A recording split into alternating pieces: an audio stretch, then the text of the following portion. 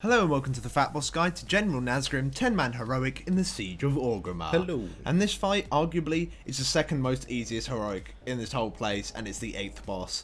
Blizzard pulled a bit of a funny one here, to be honest. Yeah, it's to be fair, it's not a very demanding fight, and it hasn't changed a whole lot. And that's sort of becoming a catchphrase from us. It hasn't changed a whole lot, but it really hasn't. It really hasn't changed a whole lot. So, yeah. It's still a fun encounter, though. It is still a good encounter. It's still enjoyable. Now, if you haven't seen our normal mode guide to this fight, then please do click up on the screen on the annotation, and that'll take you over to that, because we're not going to be explaining all the normal mode mechanics, because you should kind of know them already. So if you do need to refresh yourself or anything like that, click up on the annotation. That'll save us all some time.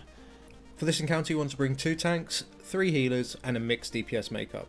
DPS that has like interrupt capabilities or stun capabilities are awesome because you still need to deal with the ads. The boss has retained all of his mechanics from normal mode, so his rage generation is the same, his stances are all the same, the abilities that he uses like rage for at certain points, they're all the same, it just does more damage. So all of those abilities are absolutely the same. He only has 2 new mechanics in this whole fight, and the first of which is execute. Now after a 2.5 second cast, he'll deal a large hit on the tanks, and it's all physical damage, it's just a very, very large hit.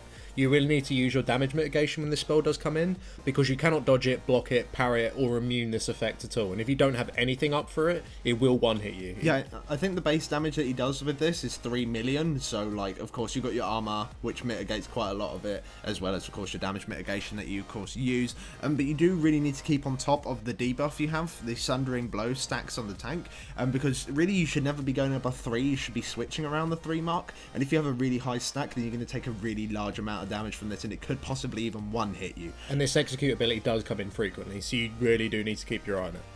So apart from the tanks having to do with this execute ability, the raid will have to do with a new thing that's been added into the encounter, which is an ad. And these ads are called snipers. Now this ad will spawn at the exact same interval that all the other ads spawn in.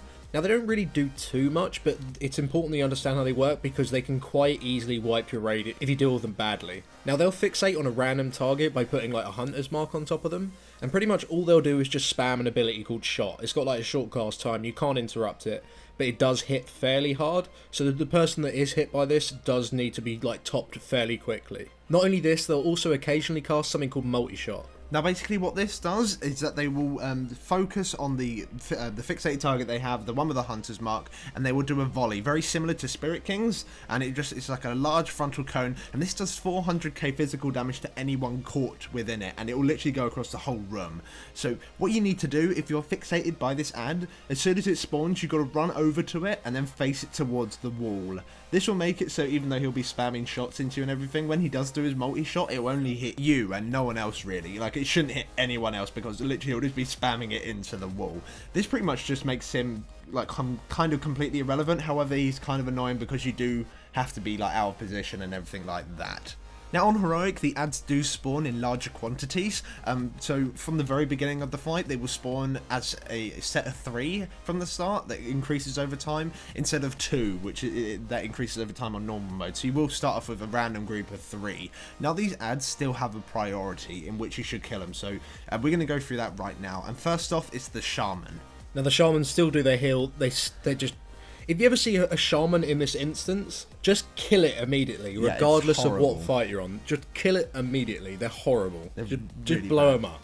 Next in line is the Snipers, because they can really become a pain, because they can sort of combo you with a couple of other abilities. If you're getting like the multi-shot while the boss is doing War Song at the exact same time, and those 2 abilities like hit you at the same time, it's a bit of a mess. You're forced to use personal cooldowns and stuff like that. The Assassin in this encounter is really next in line if he does come up.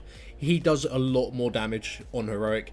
It's really important that you like lock the fuck out of these. You really need to stun the shit out of these. If they do reach you, you really want to start kiting and just slow them, because again, if you get hit by these and you get hit by abilities like War Song, you will just die straight away. It's pretty horrible. Arc Weavers are next, and pretty much they can really just start hurting if their stacks get too high from their arcane bolts, and of course they have their debuff that's really annoying. If you can just keep these interrupted and CC'd as much as you can until you eventually move on to it after dealing with anyone else who's even more annoying. But it's very important that these are continuously CC'd and locked out of the fight until you do want to deal with them. And last and least, be honest, the Iron Blades, still, they just do their fucking spinny around bullshit. It is really annoying for melee in order to kill them. What is quite nice is that at the beginning, if you get the tank who's tanking the boss to pick it up, and then as soon as you dealt with all the other ads, the off tank can quickly taunt it out, and then the range can deal with it, and the melee can actually go back into melee and deal with the boss mechanics. Alternatively, if you do stun the Iron Blades when they're halfway through their like blade storm ability, it will actually interrupt the ability, and the melee DPS can then go on them.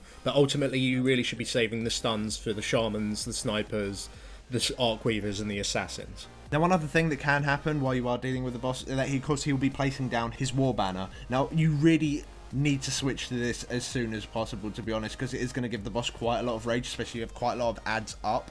To be honest, I still think the Shaman, and maybe like, I'd probably only say the Shaman takes priority maybe over the war banner, but still the war banner has very low health. The tank who's actually tanking the boss could probably just slap it about a little bit, and maybe one range DPS or melee DPS can quickly switch onto it to quickly take it down, but you just need to keep in mind that he will be placing his abilities during this phase. Now at 10%, the boss will still do his hello, here's my whole army of ads. And we found the best way to deal with this point in the fight is to get a tank to taunt the boss at around like 11% or 12% of the boss's health with absolutely no stacks at all, and take him towards the door where he spawned initially, because the ads will never spawn over there. You then want your other tank to go pick up all the mobs possible and just tank them as far away from like the boss as they possibly can, and just use all their personal cooldowns to stay alive, while the rest of the raid just nuke the living shit out of the boss with Bloodlust. Yeah, you should pop Bloodlust around the 10% mark, and also just before you'll normally get to this point, there should be like a defensive stance, so like there will be quite a bit of downtime where you can clean up the whole area, get it into your head that what you're going to have to do, like, because I think we got to about 14% when the defensive stance came in, so it gave the tanks like a chance to position the boss, it gave the raid time to clear up any ads and get ready to completely go absolutely insane. It also allows your cooldowns to come back up, which is also really quite nice. So do save your cooldowns for this moment. This last 10% is a bit of a mess. It can be a bit messy. Ads, because there is so many ads, it's quite difficult for the tank to pick them up as well. But as long as he picks up like really important targets, such as the Shaman, because you don't want him anywhere near the boss because of heals and stuff like that. The Arcweavers will sort of just go mental and start attacking everyone. And really, you can't really deal with them. You just need to stun them out or use ranged interrupts. But generally, it's just about nuking the boss. This last 10%. And yeah, that'll get you the kill. So thank you guys for watching. If this guide did help you out, then please do give us a like. It helps us out a lot. And make sure to comment, rate, and subscribe. And if you'd like to see other 10-man heroic guides by FatBoss in the Siege of Orgrimmar, then please do click up on the annotations you see on your screen now on the bosses, and that'll take you straight to those videos. Thanks for watching. Thanks for watching.